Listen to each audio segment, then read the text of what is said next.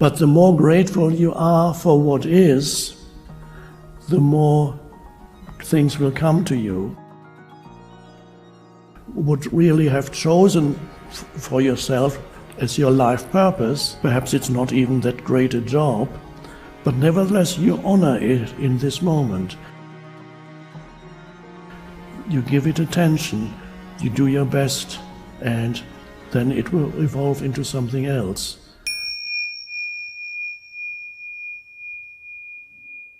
Hello. Hello. So unlike you with Oprah, I am bursting with excitement right now. So thank you so much for having me. And I also just want to give you a giant virtual hug. Oh, thank as you. As I'm sure so many in the room would like to do as well. Thank you. And my question is around manifesting. I get twisted in my head about that because all my life I have felt I have a purpose, and the purpose is connected with joining and being of service and support and expansion of consciousness. And I know it's out there. I know that that's going to be something I'm very involved with at some point. And I am familiar with manifesting and the deep knowing of, what that is. And at the same time, there are a lot of spiritual teachers that talk about being very specific when you manifest something. And I have no idea what it's going to look like. I most of the time when there is something related to my deeper purpose, if I try to go, left and make that happen, usually I go right. Though, like it's the invisible hand guiding me right, and I feel like, well, I'm not, you know what I mean? Yeah. So I don't really feel like I know I'm the right one to manifest my purpose because I don't know as high as my deepest self. Yes. So, are you manifesting your purpose in your life? Well, I know that it's going to be there. I in the sense that I've always had the sense, once I retire in 5 or 10 years or something, that I'll be doing something else Right. that has to do with that. But I don't know if it's here. I don't know if it's there. I don't know what it looks like. I don't know if it's working for Eckhart teachings or whether it's, working at a wellness center or Yes. participating in something. I have no idea what it looks like. I Yes. just know that that is my purpose. Yes. Can you summarize? My question is, do I need to be specific? Because All right. that's so much of what the spiritual teachers that I was just listening to one recently. Right. Be specific when you manifest your purpose. Yes. For some people that works, but it can also limit it. If I had been specific, I would probably have limited it. Sometimes the universe has bigger plans than you have. And so my first experience of manifestation, which it's a form of spirituality to manifest. It's important. It's not the deepest. The deepest is to realize the essence of who you are. Then you can still manifest if you want to, and you'll be quite good at it, but it's secondary. So for me, there was a kind of spiritual awakening when I was 17 years old, in the sense that I'd always been very, very negative, and always one of the mind patterns, the thoughts that could go through my head was bad things always happen to me. Of course, they always do. And they did. And then I accidentally came across some books that at the time I was living in Spain with my dad, and a German woman had gone back to Germany, and he left some books with us. They were spiritual. A teacher who is not well known anymore, a German spiritual teacher with a Chinese name, and I started reading these books, and they were about there's a relationship between your external life and your inner state, and if you change your inner state, you change your external life. That was such a revelation to me. I'd never heard that before, and at the time I was learning to type, teaching myself on a typewriter, they don't exist anymore, to type. And I remember I had copied, practicing typing, I copied many pages of those books. And then I started practicing, changing my thoughts and feeling good things were going to happen to me. I was not very specific because I didn't know what exactly would happen. I attract good things into my life. I attract whatever. And then a few months later, shift happened. I was longing to get away from where I was living with my dad and his second wife. That was as dysfunctional as his first wife, my mother, with the living together. I need to get out of here, please take me out of here. And finally, I got a job offer in England without an interview. It was a miracle, and it was a good job, and I had virtually no qualifications. It was an absolute miracle. And I knew that I had manifested that. Just amazing. And one of the happiest moments of my early life was saying goodbye. I'm off. It was so wonderful. And in England, many things developed, miraculous things that could never have expected.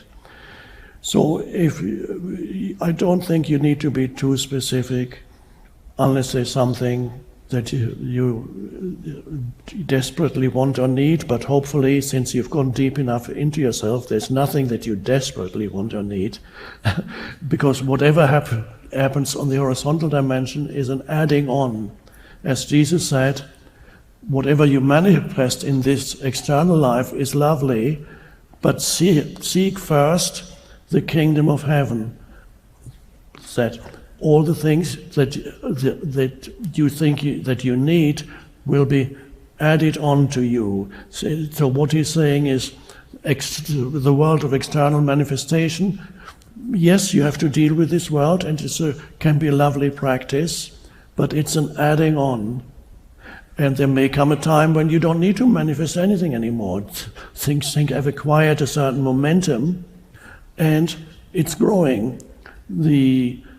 I've asked some successful people, did you practice manifestation before you achieved your success? And one or two said, yes, I did. One specifically said, I think he's probably told about it publicly, so I probably don't need to keep his name a secret, but I'll do it anyway, just in case. Well, he said he had wrote himself a check for, I think it was, I can't remember how much it was, $10 million, something, and put it in his wallet. Yeah. And he always looked at it. And 3 years later, he got a check for $10 million for a movie role, and he got it. And then I asked Oprah, did you ever practice, but he said, no, it just came. What she does practice is a gratitude book. Every day she writes something to be grateful for, or several things to be grateful. It's a very powerful tool. Also, it's a tool to help you be present. To be grateful means an appreciation, an alignment with what is.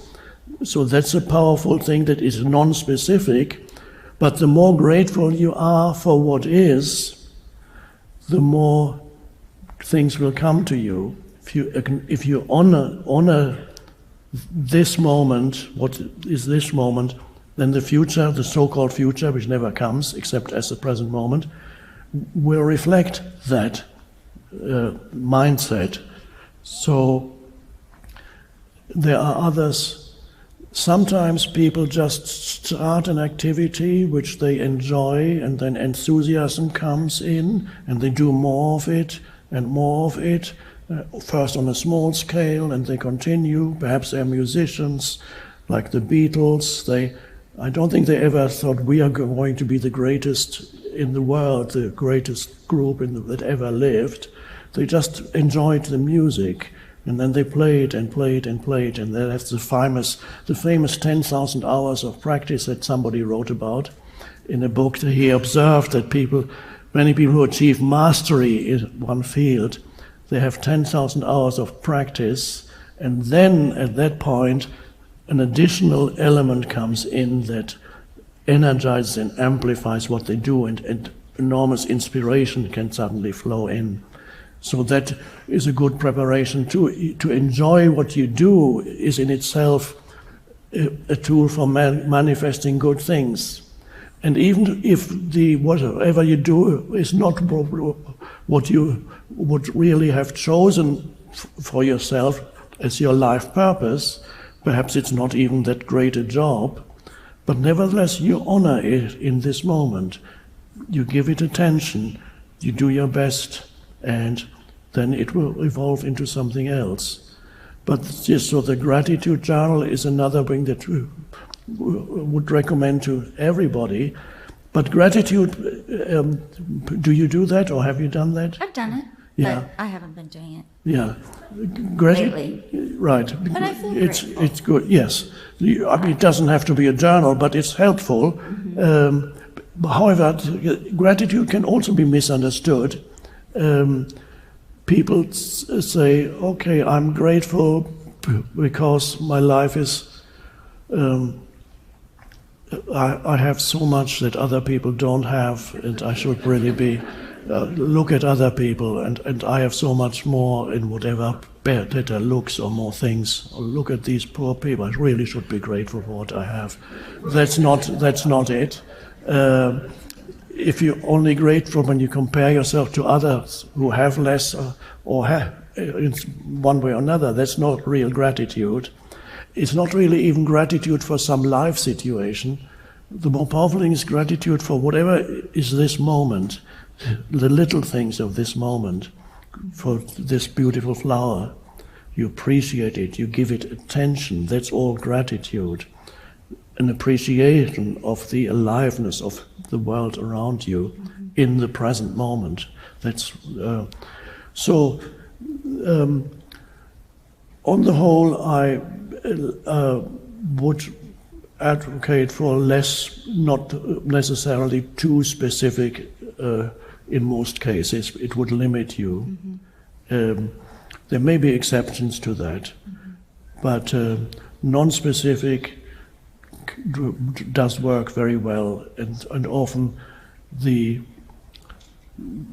as you know, the camel driver has his plans. The camel might have much bigger plans than you, and I have found the same. I could not quite have imagined the growth of the teaching. That I had some vision it would grow, but not that much. So don't limit yourself, and you're doing fine. Thank you.